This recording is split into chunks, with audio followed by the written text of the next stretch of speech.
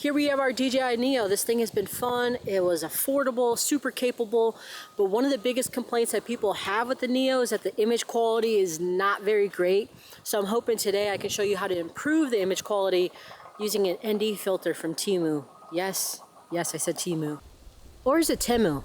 I don't know. And for those of you that don't know what ND filters are, they're essentially sunglasses that you can put on your lens. They make them for your DSLR, action cams, drones, and when you put on these sunglasses or the ND filter, it limits the amount of light that's coming into the sensor. And when you do that, you can reduce your shutter speed and create that natural motion blur, and it just makes your footage look less computerized, more natural, more, what's the popular word that a lot of people like to use? Cinematic, I suppose. One second, I gotta grab the ND filters out of my backpack.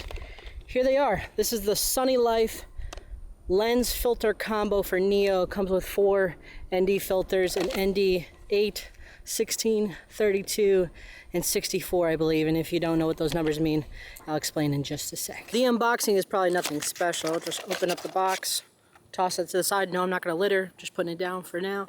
Have this nice case that says Sunny Life. Open the case up and you have your ND8, 16, 32, and 64 filters in a nice little foam casing here. Looking at it up close and personal, I'm a little sketched out on how it's supposed to attach.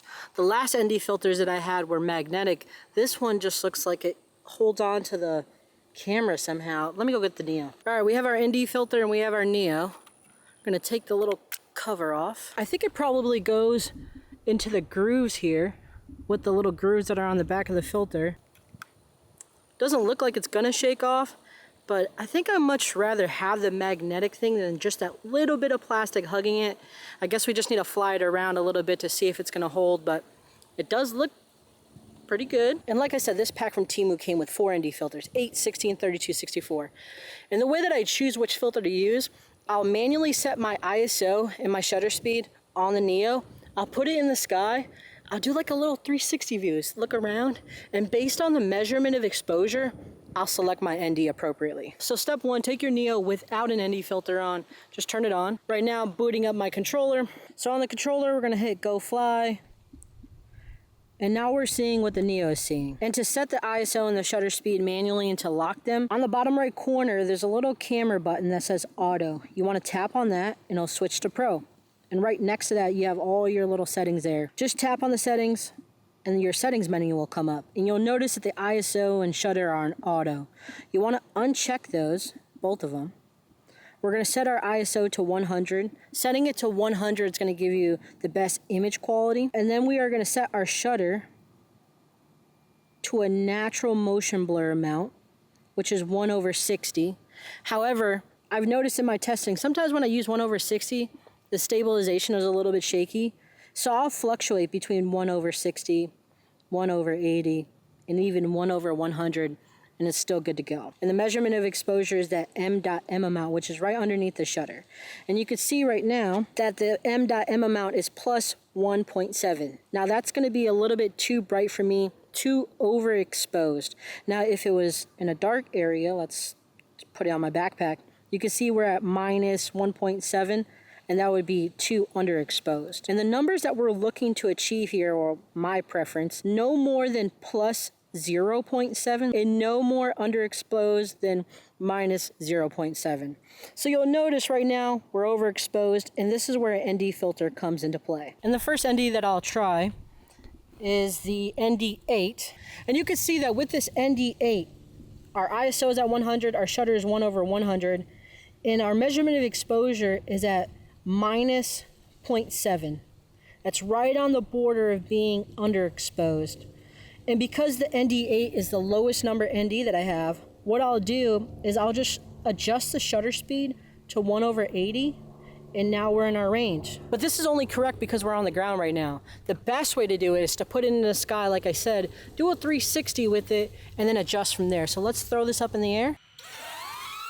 Okay, we got our drone in the sky. Let's look at our settings. And you can see now we are overexposed. We're at plus 1.7. If we just do a little 360, looking around, overexposed, overexposed. And this is why it's good to do the 360 in the sky before you start shooting whatever it is that you're shooting. I'm gonna move the shutter to 1/100, we're still overexposed.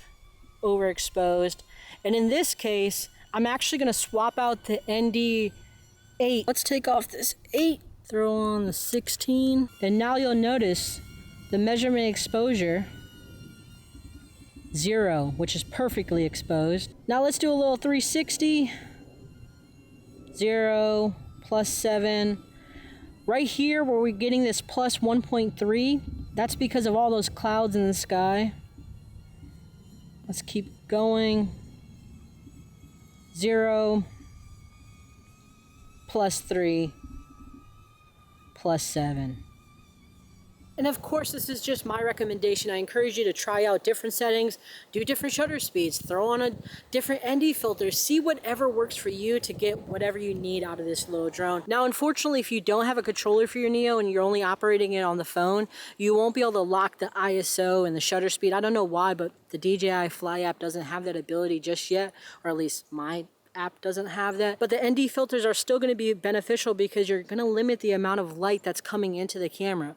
So even when the DJI NEO auto adjusts its settings, it won't do it so dramatically, and it should still improve the overall image quality. You'll just have to basically eyeball it rather than being very specific with the settings.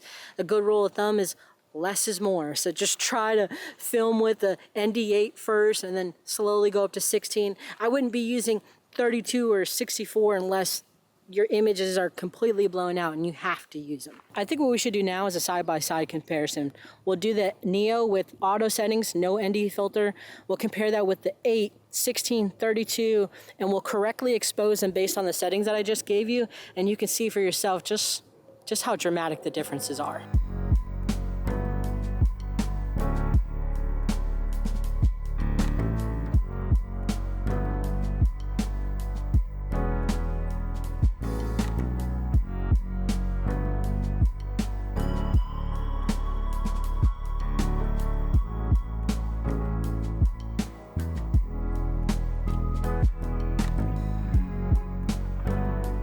So I hope that the side-by-side comparison helps you understand how these ND filters work.